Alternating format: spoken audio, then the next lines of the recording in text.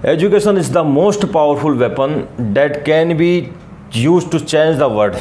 शिक्षा वह हथियार है जिसके माध्यम से आप पूरे संसार में परिवर्तन कर सकते हो। दोस्तों, मैं हिम्मत काला, भारत के संविधान का एक शिक्षक। आज हम बात करेंगे भारतीय संविधान के उन 2 आर्टिकल्स पर जो व्यक्ति को संरक्षण प्रदान करते हैं, व्यक्ति को अधिकार प्रदान करते हैं।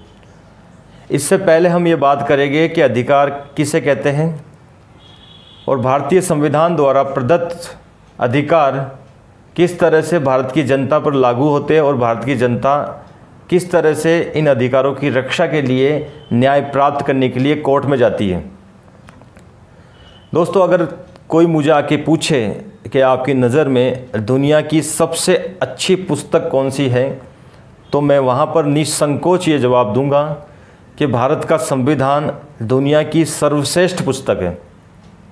शिक्षण संस्थानों में मुझे लगभग 10 वर्ष हो चुके हैं पढ़ाते हुए भारत का संविधान। मैं ये अनुभव करता हूँ, मैं ये गर्व करता हूँ कि मैंने इस विषय को चुना है। दोस्तों, भारत का संविधान भारत में रहने वाले किसी भी समुदाय से, किसी भी पंथ से, किसी भी वर्ग से, किसी भी जाति से कभी भी भेदभाव नहीं करता है। मूलतः हमें भारत के संविधान की मूल भावनाओं को समझने की आवश्यकता है। भारत का संविधान इस तरह से लिखा गया है, इतने सलीके से लिखा गया है, उन विद्वान लोगों ने लिखा है जिनकी वजह से आज भारत में निवास करने वाले सभी लोगों को समान अधिकार प्राप्त है।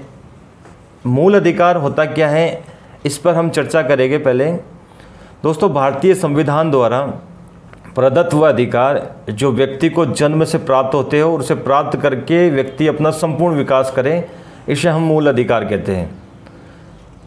मूल अधिकार की श्रेणियों में कुछ ऐसे अधिकार हैं जिन पे हम चर्चा करेंगे। जैसे नींद का अधिकार एक मूल अधिकार है, सोने का अधिकार एक मूल अधिकार है, शुद्ध पानी पीने का अधिकार एक मूल अधिकार है, घूमने का अधिकार एक मूल अधिकार है, जीवन जीने का अधिकार एक मूल अधिकार है। व्यक्ति जब सोता है और सुबह उठता है, उस दौरान जितनी भी दिनचर्या करता है, खाने से लेकर, सोने से लेकर, पीने से लेकर, घूमने से लेकर, ये सारे के सारे एक तरह से मूल अधिकार हैं। व्यक्ति इनके बिना जिंदा नहीं रह सकता है और ये अधिकार हमें केवल भारत का संविधान प्रदान करता है। अलग अलग आर्टिकल्स भारत में दिए हुए हैं, भारत के संविधान में दिए हुए हैं। जब हम भारतीय संविधान के 395 आर्टिकल को हम देखते हैं तो काफ़ी रोचक तरीके से उनमें बातें लिखी हुई है और ये किसी स्टूडेंट के लिए नहीं, भारत में निवास करने वाले सभी व्यक्ति को लिए अनिवार्य है पढ़ने के लिए, मेरी नज़र में। इसलिए क्योंकि जब तक आप अपने अधिकारों को समझोगे नहीं, आप अपने अधिकारों को जानोगे नहीं, तब तक आप कोर्ट में नहीं जा सकते हो, तब तक आप लड़ाई नहीं लड़ सकते हो, अपने अधिकारों की रक्षा नहीं कर सकते हो आप। ये तब संभव है जब भारत के संविधान को आप पढ़ो। कोई भी ऐसी पुस्तक नहीं है, कोई भी ऐसा ग्रंथ नहीं है जो आपको ये अधिकार प्रदान करता हो। मात्र संविधान ही एक ऐसी पुस्तक है जो अपने को ये अधिकार प्रदान करती है और हमें ज़रूरत है भारत के संविधान को समझने की। दोस्तों, आज हम भारतीय संविधान के 2 आर्टिकल्स पे बात करेंगे। आर्टिकल नंबर है 32 और आर्टिकल नंबर है 226। आर्टिकल नंबर 32 और आर्टिकल नंबर 226 में लिखा क्या है? इसमें लिखा है रिट, WRIT, रिट। रिट को हम हिंदी में कहते हैं लेख। अनुच्छेद 32 और अनुच्छेद 226 में रिट का प्रावधान किया गया है और 5 प्रकार की रिट बताई गई है। इन 5 प्रकार की रिट के माध्यम से व्यक्ति अपनी रक्षा करता है, अपनी स्वतंत्रता की रक्षा करता है, अपने अधिकारों की रक्षा करता है। जब किसी व्यक्ति के मौलिक अधिकारों का हनन होता है तो व्यक्ति न्याय प्राप्त करने के लिए, उसकी रक्षा के लिए कोर्ट में जाता है और कोर्ट ये संज्ञान लेता है कि व्यक्ति के साथ गलत हुआ है या सही हुआ है।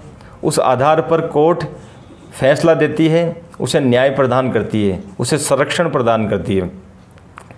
दोस्तों, भारतीय संविधान का आर्टिकल 32 और आर्टिकल 226 आर्टिकल 32 के तहत सुप्रीम कोर्ट में और आर्टिकल 226 के तहत हाई कोर्ट में रिट दायर की जाती है।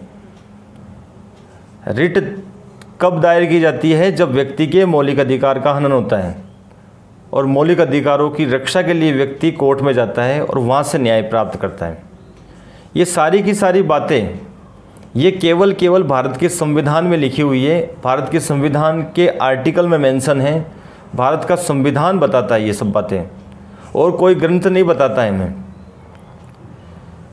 कहने का अर्थ यह है कि अनुच्छेद 32 और 226 के तहत सुप्रीम कोर्ट और हाई कोर्ट में रिट दायर की जाती है और व्यक्ति अपनी रक्षा इन अनुच्छेदों के माध्यम से करता है, चाहे वो किसी वर्ग का हो, किसी भी समुदाय का हो, किसी भी पंथ का हो। यहाँ दोस्तों हम बात कर रहे हैं भारत के संविधान के 2 आर्टिकल पर, जो काफ़ी महत्वपूर्ण है। मैं बार बार बोल रहा हूँ इस बात को कि आप 226 और अनुच्छेद 32 को एक बार ज़रूर पढ़ना आप मेरे कहने पर, कि उसमें लिखा क्या है। दोस्तों 226 और 32 की हम बात करते हैं तो यहाँ पर 32 जो आर्टिकल है, अनुच्छेद 32 है, उसे डॉक्टर भीमराव अंबेडकर ने संविधान की आत्मा कहा है। डॉक्टर भीमराव अंबेडकर ने अनुच्छेद 32 को संविधान की आत्मा क्यों कहा है? इसका मूल कारण ये था कि यह एकमात्र ऐसा आर्टिकल है जो व्यक्ति को स्वतंत्रता प्रदान करता है, व्यक्ति को न्याय प्रदान करता है। व्यक्ति के मौलिक अधिकार होने पर व्यक्ति कोर्ट में जाता है, कोर्ट में जाकर व्यक्ति न्याय प्राप्त करता है। यहाँ पर 2 आर्टिकल पर हम चर्चा इसलिए कर रहे हैं कि ये 2 आर्टिकल वास्तव में प्रत्येक व्यक्ति को पता होना आवश्यक है। भारत में जो निवास कर रहा है, भारत की जो जनता है, उनको सबको पता होना चाहिए कि भारत के संविधान में लिखे हुए आर्टिकल्स क्या कहते हैं और उन आर्टिकल्स को पढ़कर हम किस तरह से एक जागरूक नागरिक हो सकते हैं और उससे प्राप्त होने वाले संरक्षण को, उससे प्राप्त होने वाले अधिकार को हम किस तरह से प्राप्त करें। ये सारी की सारी बातें हमें भारत के मूल संविधान में मिल सकती है, भारत के वर्तमान संविधान में मिल सकती है और कहीं भी नहीं मिल सकती है। मैं आप सभी से एक गुजारिश करना चाहूँगा कि आप भारत के संविधान के प्रत्येक आर्टिकल को देखें और समझने की कोशिश करें।